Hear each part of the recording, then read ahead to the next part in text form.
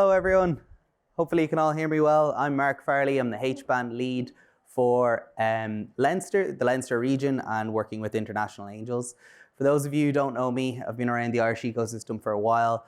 I used to work in Enterprise Ireland, and then I was the head of early stage startups for Microsoft. So maybe not the most popular man in this building at times, I would say. So before I get started, I just want to give a little bit of background about what HBAN is. So for this session, I don't want to just talk about HBAN and angel investing in Ireland. I will give tips and general kind of feedback in terms of what angels are looking for early stage startups in general. But HBAN is actually a non-profit government funded organisation based here on the island of Ireland. It's jointly funded by Enterprise Ireland and Intertrade Ireland. So it's in all 32 counties affair. And we host a number of events throughout the year in terms of angel investing. And I'll get into that as well, just to give you an idea of the structure. But it is a fantastic organisation, fully funded by the government. And when you start to think about what angel investment networks would usually charge, you know, this typical 2% management fee, 20% carry, the fact that that isn't here in Ireland, or that there's an option for it without that, is fantastic. And it means more money can get into the hands of you guys, early stage startups. Okay, so again, I want to just give a little bit of context here into who Enterprise Ireland is. So depending who you ask, even who you ask within Enterprise Ireland, they'll give you maybe a different answer. But it's the trade development arm of the Irish government, and it's also the venture capital arm of the Irish government. It's actually the most active VC in Europe in terms of deal flow. One year, I think 2020, it was the most active VC in the world in terms of deal flow. That was actually my last year, so maybe that was it. I don't know, who knows? But this just gives you an idea of how much investment they do. So 24 million was invested in 2023. 85 investments were HPSU, which is high potential startups, and 6.5 million was into earlier stage companies through a mechanism called PSSF, or pre-seed start fund. So that was a 100k investment. So that just gives you kind of a background and an understanding that within Ireland, everything runs through EI, and there's a huge amount of involvement in the community from EI, and it's often where we take our lead in terms of what we can and can't invest in when you think of vices like gambling or crypto as a separate area too. So now on to who we are. So HBAN, as I said, it is a non-profit government organisation. It actually comes out for tender every 3 to 5 years.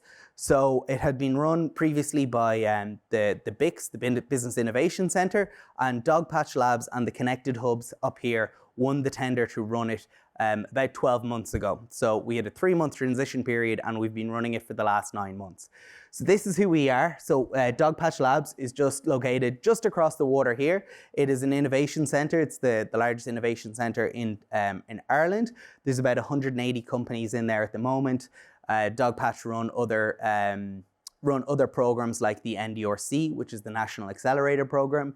They run pre-accelerator programs. They run Green Tech Accelerator Program. They even have a session called Patch, which is for potential founders that are 14 to 20, and giving them 7 weeks to come up and hack together businesses, which is really fantastic, because I've actually seen companies, 16, 17-year-olds build companies summer after summer and are now fully fledged funded companies that are still working in Dogpatch Labs. And famously, I suppose, Intercom came out of Dogpatch Labs. The other connected hubs, so we are an all-island affair. We've got Ormeau Baths up in Belfast. It's a beautiful location up in the north. We've got the Republic of Work, which operate both out of Cork and Clonmel, so Tipperary. They cover the southeast region, and then we've got the RDI hub, which cover the southwest. That's based in Kerry, a fantastic facility alongside Fexco down there in Clorglin. Then we've got Portershed, which is in Galway. Lovely, lovely place to visit. We're actually having our next event there on Wednesday. And then, as I said, ourselves in Dogpatch Labs. And this is the team. Just if anyone wants to contact us or get involved, this is our core team up in Dublin. We've got our director and our operation manager and associate. And then we have what we call HBAN leads. So we are the regional leads that are the point of contact in the community for startups. We talk to them about what they're raising, how we can get them in front of angels. We work on their pitch decks with them. We work on their investment strategy, everything like that. I think between the 5 of us, we've seen 500 companies in the last 9 months. Had 500 meetings with companies. So we've obviously seen a lot more come through our applications as well. And then we're supported by the CEOs of the individual hubs that I mentioned there. So some people might recognize some familiar faces there. And in terms of the how it all works for us, so we run 40 pitch events a year. For my friends that aren't familiar with finance or angel investing or anything like that in different walks of life, the best way I describe it is my job is organizing 40 Dragon Den pitches a year. And it really is our Shark Tank if you're American. And it really is like that. We host an event. We have maybe somewhere between 80 to 100 angels attend the event. And then we go from there to see if there's an opportunity to invest. So the 40 events break down like this. We have 10 all-island showcases a year. So that's open to our whole investor network. There's 1,000 people on the investment list. I would say 450 or so are actually active, attending and looking to invest. There's some of that list that probably needs a little bit of pruning that are either fully vested right now or not looking at opportunities in the early stage anymore. In addition to our all-island showcase, we have a lot of syndicates and clusters.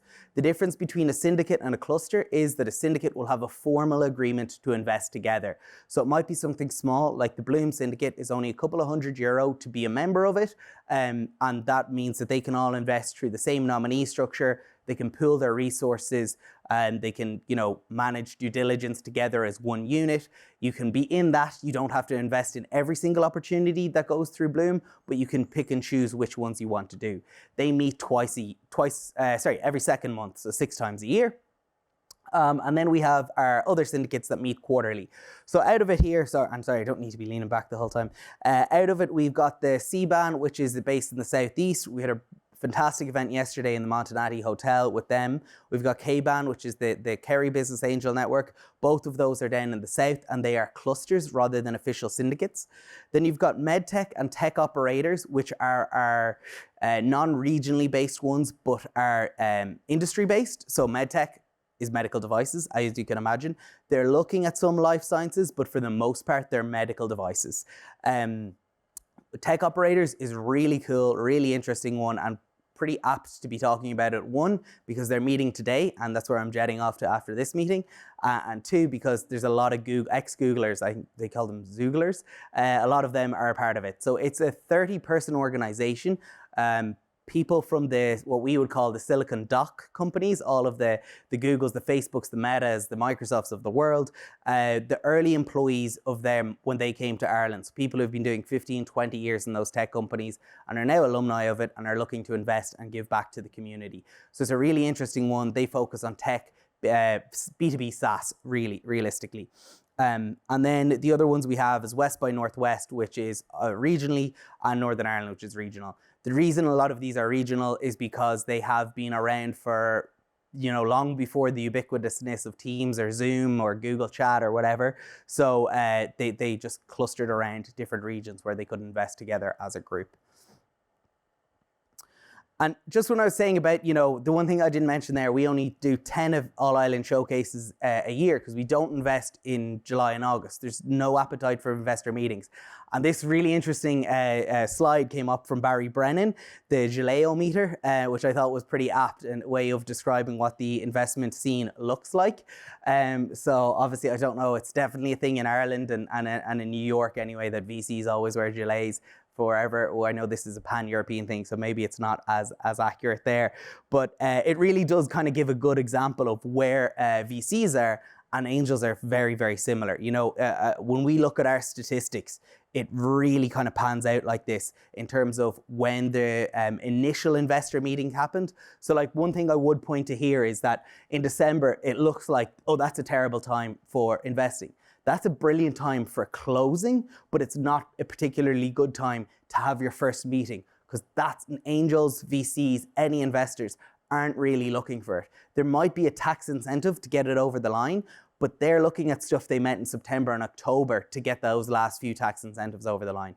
And when you look at something like this, it's kind of human nature. If you have a 12-month tax period and you have a strategy that says, I'm going to do 10 grand in 10 companies, or I'm going to do 50 grand or whatever it is, whether it's because you just want an investment strategy like that, or you're trying to maximize your tax benefits, if you start the year in January, having just finished probably a crazy busy December trying to close out everything, you kind of go a bit quiet in January. You know, you don't want to be out there meeting people, just people doing dry January, there's no socializing, not as much socializing, and it just is a lot quieter. And then as it starts to go, it starts to ramp up.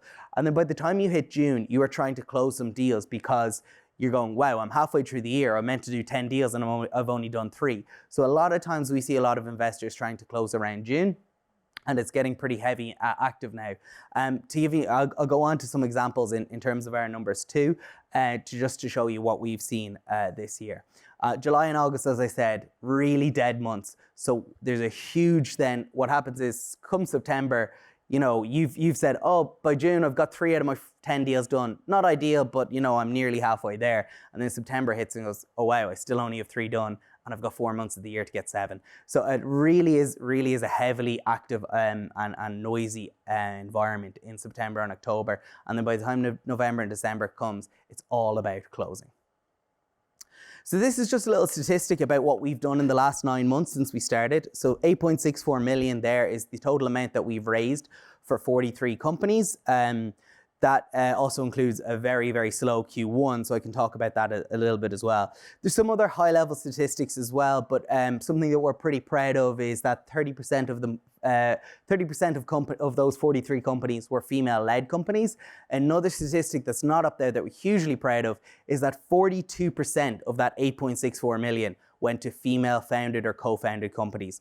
Considering like the industry average is about 2-3%, we're just blowing it out of the water there, and it's something we're incredibly proud of.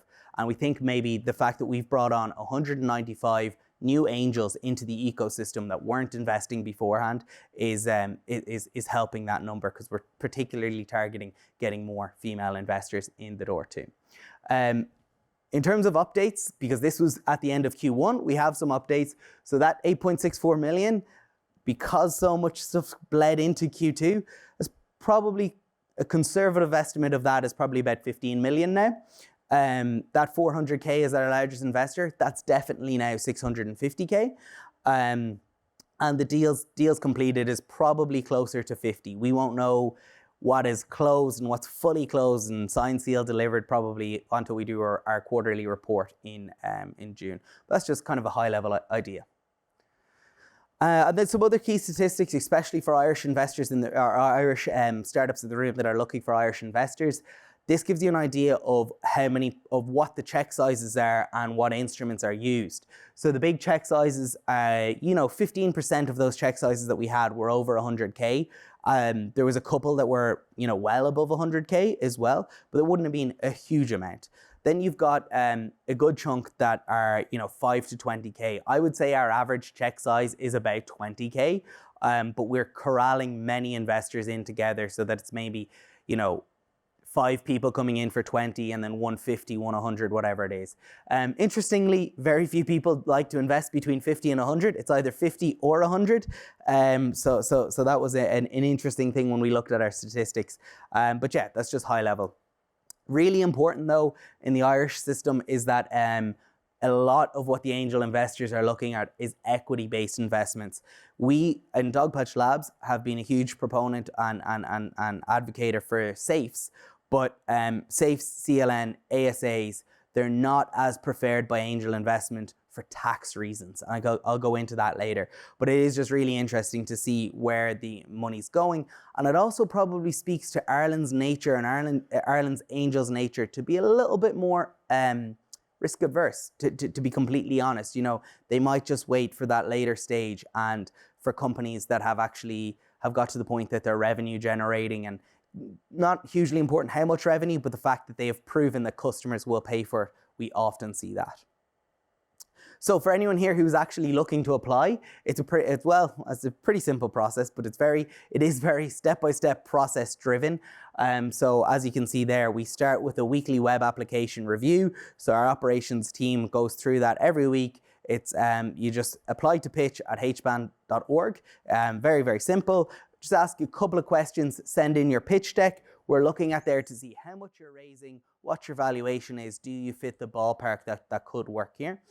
If you are in a position that we think, yeah, there's some potential here, we'll invite you to an investment proposal workshop. That's just a session to really understand how to write a solid investment proposal. And even if some of you have maybe even raised with a VC already and got, you know, 500K from a VC, but are going, well, I need an extra top of 200K, whatever it is, it still is really useful to come to that session, because what angels are looking for is often different from what venture capitalists are looking for. So you really need to write a proposal that's aimed at angel investors, and I can go through some of the areas that they look for there as well. Then you submit your investment proposal, and if it goes well, we'll invite you to a panel discussion. So that workshop, that's monthly workshop, and we do send recordings out of that as when and where is required. But then if you get to the next stage, we will invite you to a panel discussion, and at that panel discussion stage, it'll mimic the angel investment session. So it'll be an 8 to 10 minute pitch in front of us, and then we'll do 10 minutes of Q&A. We might go on and do a little bit deeper digging in terms of the Q&A as well, just to do, we wouldn't call it due diligence, but a high level hygiene check to say, okay, is there any red flags that's going to put off investors? Because if we do all the work to get you prepared, and then you go in and say, oh yeah, by the way, I've actually got this really weird structure and I'm actually based out of the US or something like that, then it can kind of scupper it as well. In terms of the steps that we do in the follow-up, it's actually a training document that we just put together, so it's not the prettiest thing in the world. But it kind of gives you the amount of steps that you have to go through to land angel investment, and that it is, you know, quite a time-intensive thing.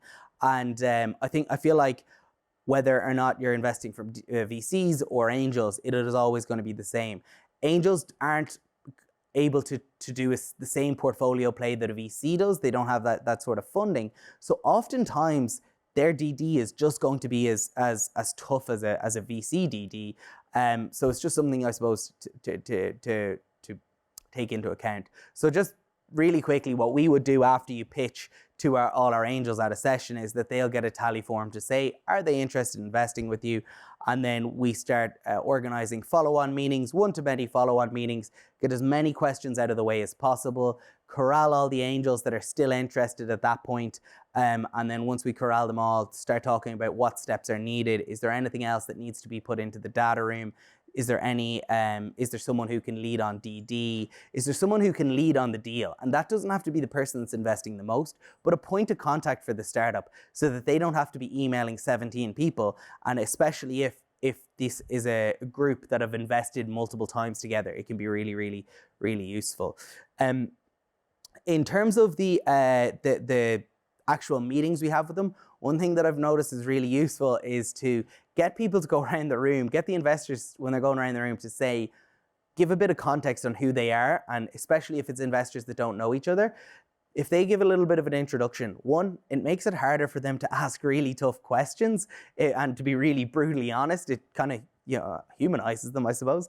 And then the other thing is, it gives a lot of context, because, you know, if I'm an FMCG, you know, really experienced expert in the field, and I'm asking a question to an FMCG company, then it's okay, that carries a lot of weight. But if you're, you know, someone who doesn't know anything about AI and asks a really tough question, it can give it a bit of an idea to the other investors in the room, to go, okay, well, I can probably actually discredit that question because he doesn't know a huge amount about that area, or she.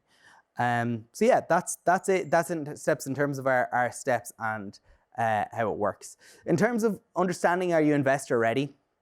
This is a simple enough process in terms of it's about 9 or so things that they'll look for. So you really need a compelling pitch deck and story, you know, and I can go through the areas that we would specifically focus on. Your cap table needs to be crystal clear, because that's something that angels are going to look at. Is there already a load of investors on the cap table? If so, can you roll them up into a nominee structure? Can you get some special purpose vehicle where you load them all in? Hugely useful. Having a data room ready to go is critical, because all of these investors, no matter how small they are going to want to see your finances, are going to want to see, you know, a demo, are going to want to see some customer feedback. So being able to have something that you give access to, and maybe even have levels, you know, go, okay, well, this is for a smaller investor, you know, 20K investor. This is for someone who actually is, you know, a VC level or whatever it is, because you mightn't want to give out all of your information at the top. Again, all your legal documents, you know, tax certificates, all of that. Including a live demo can be hugely useful. I'm working on a deal right now where we've got 3 or 4 live demos, just to show how quickly the product, their product works, and how much value it can add to their customers. Financials, crystal clear. Again, I mean, if anyone here is a non-commercial founder and getting up and pitching and saying, oh, my CFO covers that, doesn't really fly. You have to, if you're pitching and you're answering questions, you have to know the basic economics, what your margins are, what your customer acquisition costs are, what your lifetime values are. They're really going to push you on all of that, because it's just, for in Ireland, for instance, a lot of the angels do have financial background. And EIS is our tax relief system, and I'm going to jump onto that in a second. But it is something that is hugely sought after. As I said, you need to have that, it needs to be an equity deal. And unfortunately, we haven't got a lot of clarification from revenue. So you look it up and it'll say, oh, it's a self-certification, and that's fine. But a lot of investors want you to be third-party validated. So then you have to go out to a PwC or a Laura Lynch and get a, you know, $5 grand, $7 grand, $10 grand certification, which can, well, obviously it's fairly costly for an early stage startup and can take a while. And it's actually delayed some of our recent investments. It is really frustrating. We're lobbying the government to try and make it easier. It's actually in EU-driven rules that Ireland has probably taken on as most strictly within the EU. As I said, expect due diligence. It's their money. Angel investors aren't going to part with it easily without doing some due diligence. And then investor updates is something that a lot of startups forget to do or forget to agree on. And it's hugely important if you get round, whether it's seed, pre-seed, whatever it is, that you agree upon what you're going to do in the investor updates. I've heard people saying it's as simple as they send a WhatsApp voice note every Friday or the last Friday of every month. Just send a quick voice note explaining highs and lows of everything that happened to them that week. And investors really appreciate that. And it's so critical that when you are going back to get your second round of funding, your third round of funding, if you want follow-on, you better make sure they're in your good books. So you really need to get good investor relations going up front. So EIS in the 2024 changes, they are frustrating to say the least, because there's a little bit of lack of clarity around them. So these are the new rules. It used to just be a straight 40% benefit, no questions, not no questions asked, but 40% benefit, you either qualified or you didn't. Now there's all of these tiers. So the 50% tier is for businesses that have not operated in any market. It's actually really strict and difficult to understand, and we haven't got any clarification from revenue on what that actually looks like. So maybe are we saying, okay, they just haven't made any sales yet? Have they not hired any team members? How exactly is it working? So we're still really uncertain about that. The 35% is what we're seeing across the board. If you haven't done an EIS investment, so if you've raised on a SAFE or a CLN or just raised equity but none of your investors got EIS, then you can get that 35% investor tax relief. And then the 20% is if you're doing a subsequent round. The numbers have increased as well. So I think it's 15 million over the lifetime of your company, which is good to see. And individual investors can get more tax relief each year than usual. But as I said, must be an equity investment, and third-party certification is really sought after for a lot of investors. So in general, and I'll try to keep this broad in terms of not just Irish side, but in terms of what investors are looking for and angel investors are looking for, as I said, traction. And look, in Ireland and what we've seen, there's tend to be looking at post-revenue companies. One of the most oversubscribed companies we had had done in their 18 months, had done 68,000 in revenue. So it wasn't like they'd done a huge amount of revenue, or it wasn't like they were on track for $1 million, whatever, in the next 6 months, but it was just that they had some revenue, and then there was other reasons why it looked like a really exciting opportunity. We have seen some pre-revenue investments, but they're mostly deep tech. So there has to be a reason why you could say, oh yeah, we're not making revenue yet. The reason being, for a lot of it is, if you think about it, Enterprise Ireland, I know there's some Enterprise Ireland people in the audience, you can get PSSF, the Pre-Seed Start Fund, for 100,000, and then you can get the Google credits, you can get the Microsoft credits, you can get the AWS tech credits. So you're getting all of this free tech, Intercom, Stripe, all of this free tech. And the assumption kind of now is, okay, build something. Go out and get an MVP. Just get something out to market to say, yeah, we're making some revenues. And that is really being pushed or thought about from the angel investors, going, well, if I can go here with someone who's been around for 12 months and they've already got revenue, that kind of makes them more excited. So obviously very different if it's medtech, and there's a huge amount of medtech investments in Ireland. Velocity of progress is also important, and that's kind of where I was saying that deal that we got done with only 60K. The reason it got done was because there was 150K left in their round when they came to us.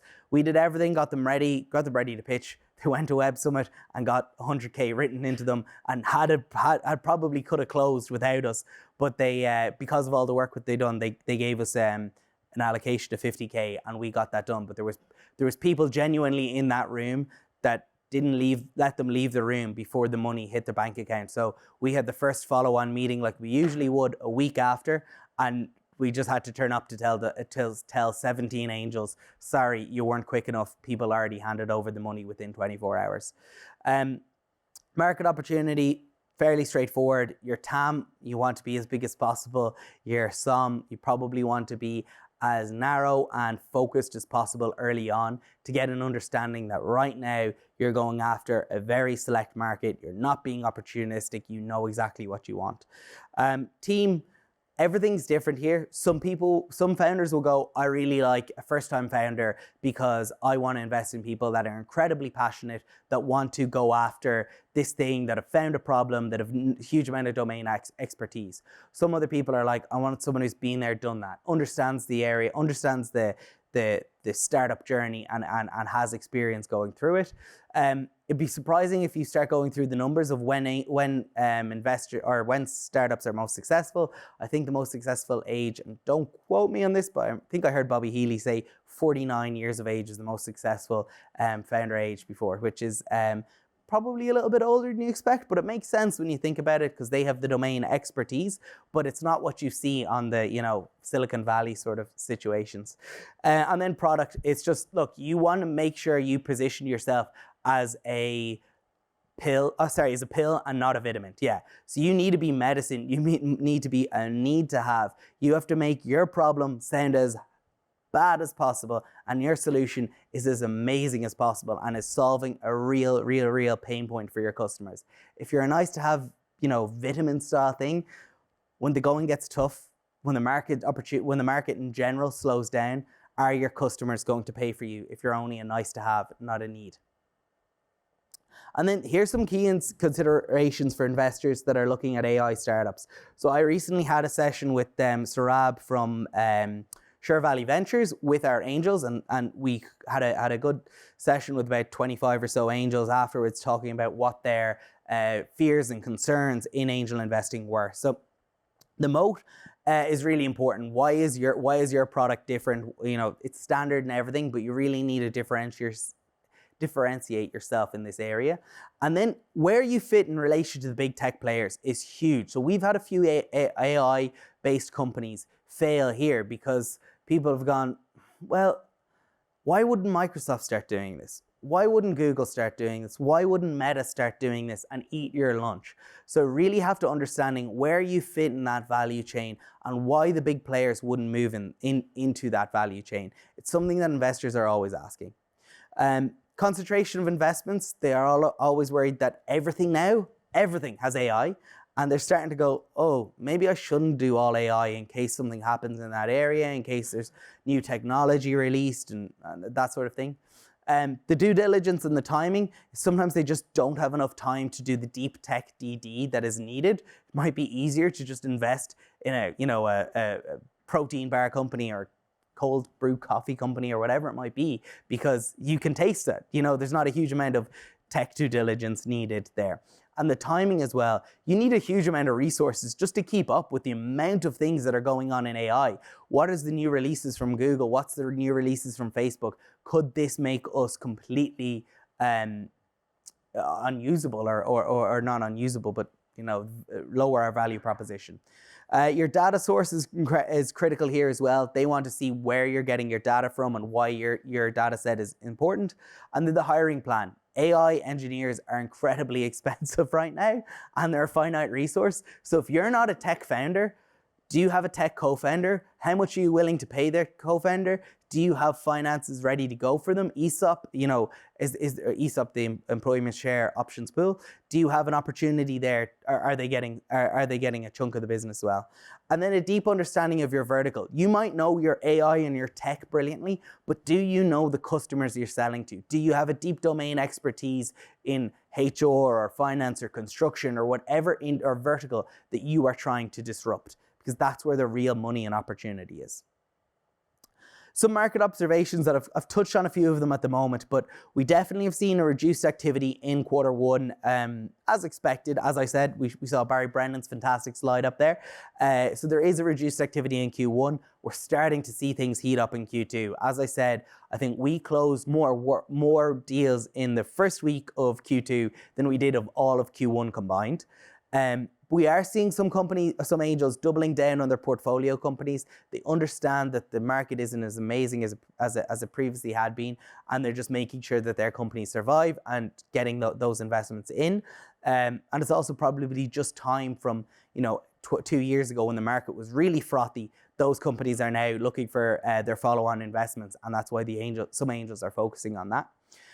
We have some really great digital SPV opportunities that have been welcomed across the island. So we have finally got some SPV companies like Odin has got cleared. We have gone with revenue, we've gone with BDO, we've gone with the Department of Justice, and we have got it cleared that you can invest through a company like Odin and get EIS and be completely tax compliant there. So that has been a huge pull, something we've been working on for the last 9 months. And it now means that instead of having to, if your investors are coming in and you get 10, 20 grand or 10, 30 grand investors, instead of just having all of that in for 300,000, you can wrap them all up into this one nominee structure and it goes in just as one line item, into the cap table. That's what we're trying to do with our angels. It makes it a lot easier for the startups and it benefits the angels as well, because long term, if a VC is looking at you, they want a clean cap table, so they're going to want to look at this. And then, as I said, there's a lot of EIS frustration and misunderstanding. So it's something we're working on with the government, and hopefully we'll have some good news soon. One thing that we did lobby with the government and win is help shape their decision on, let's say, the capital gains tax for investors has gone down from 32% to 16%. And there was a odd stipulation that was put in that as well, but we managed to get that not removed, but if you get that once you do an over 20 grand investment. So it's not perfect, but again, it's the startups, you probably don't care too much about how much money your investors are getting at the end of the day, but it incentivizes them to invest in angel investing in early stage startups rather than just putting it into a fund or the public market. So this is just what our investment proposal looks like. I only have 5 minutes, so I'm not going to go through the whole of this. This is what we do on our workshop. I have a very specific, each one has a very specific answer that we're looking for. So I'll just make sure I'm out of the way so people can get pictures of that. But high level areas that I'd say to focus on is your use of funds. They obviously want to see what their money is going to do. And then one area that we have is say, what does success look like? And without being too obvious, you're trying here to show, how are you going to get your money back, angels? How are you going to get a return? So there you're kind of saying, you know, we would like to get to this point and maybe IPO, or realistically it's saying, okay, we're currently our revenue is at, you know, 300,000 a year. We want to get it to 1.5 million, and then we're going to raise the Series A. And they can start thinking, oh, there's an opportunity when I can sell. There's an opportunity where I can exit. And sometimes angels are looking for that. You know, they are probably looking for a 5 to 7 year exit opportunity. That mightn't be that when you get your exit opportunity, but it might be that they're selling to a VC or selling somewhere on the secondary market. Competitive landscape is also really important. There's no point hiding the people that you're competitors with and not mentioning them. The angels will do their due diligence and find out. So you may as well not just put their names in there, but link to their websites and then explain why you're better. Because you really want to be able to explain why you're better and can't just be like, oh, we're better because we've got this fantastic team. You really want to say how you're executing it better and what sets you apart and what makes the customers choose you over them. So that's kind of it in general. I have about 5 minutes left, so I want to open up the floor to questions. We have the cube here. I'll leave it open for questions. I'll leave that up there for the moment if anyone has anything. Yeah, sorry. Yeah.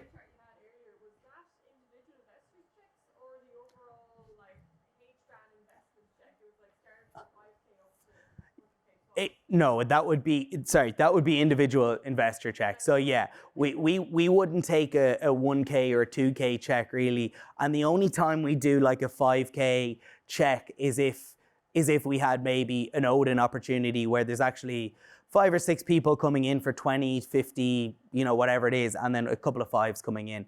But for the most part, we're trying to get as many of the 50 and 100K check writers in the door as possible too. Yeah. The average amount raised? Yeah. I would say 250,000 is the average size that's raised. 250,000. I suppose it depends. If you're matching with Enterprise Ireland, HPSU, or if you're kind of beyond PSSF, it's maybe 250,000. This year, it's probably a little bit lower, maybe about 150 to 200,000. But realistically, a lot of what we have got through, 50% of what we have got through is an EI client as well. And they will then be getting PSSF or HPSU commitments as well. Typically, I'd say this year, it's probably down to about 200. But 70% of our deals have been above 100,000. But we have actually had lower, where someone has maybe only come in and got 50K, or, you know, I had one deal that closed for 98K, which was really frustrating because that doesn't go towards our KPIs. Yeah, the reason being sometimes it could just be that's all they want, you know, that they don't want much more. Yeah.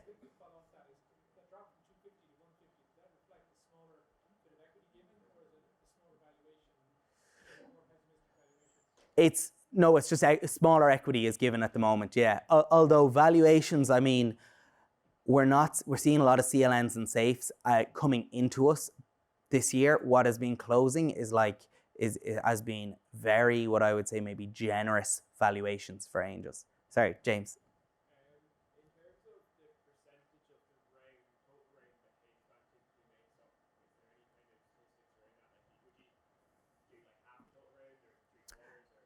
It varies, I suppose. If it's a pure HPSU investment, let's say, we could do all of the private round and then EI does the rest. We had a really interesting one there where he had 2 VCs come in on it, 2.1 million. It just vertiginous. It just closed last week, and we had 900,000, over 900,000 of that 2.1 million round. So that was a really good one, about 50%.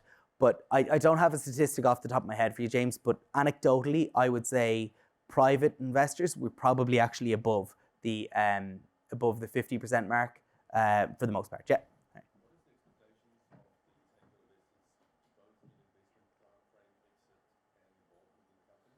Yeah, so look, every deal is unique. So some investors come in and are going, I want to invest, I'm coming up to retirement, I want to do some investments where I can help a company, I can do a couple of hours a month and actually really accelerate them.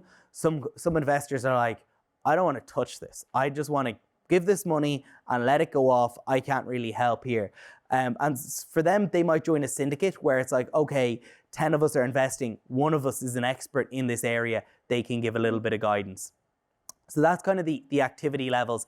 And yeah, it really does depend on the individual investors, but it's always done up front. And sometimes sometimes the founders get to make a decision on which angels come in and why, you know? So we had a 5K investment, okay, sorry, I have to finish up. We had a 5K investor get in on a 350,000 deal because of the network he had. He was actually a Googler, and because of the network he got in for a 5K deal that he would never have got in other than that was his background.